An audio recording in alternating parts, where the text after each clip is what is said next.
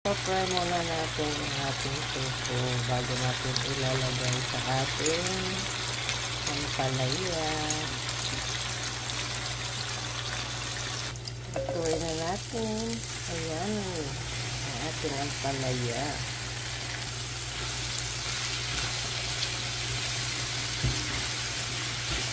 Sino nagluluto ng alas 3 ng madaling araw dyan?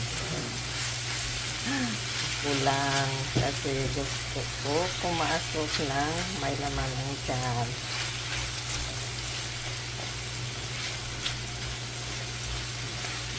Almost 4 o'clock anyway. 3:50. Lagyan ko ng konting toyo.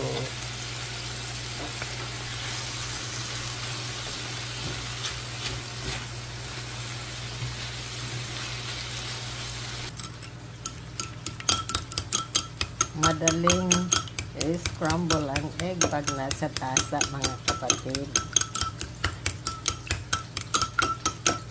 Gamit ang chopstick.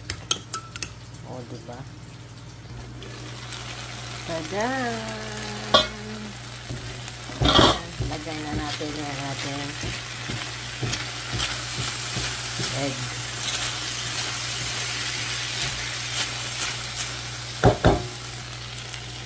This is bitter melon for breakfast. Ayan.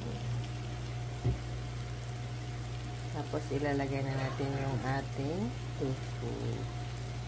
And let's put our tofu.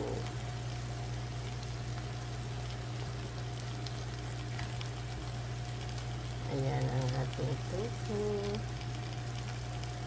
O, tingnan niyo yung ating tofu at saka yung egg. Halo-haloin na natin siya. And then, our ampalaya is ready. Ganyan lang. Ganyan lang naman ako magluto.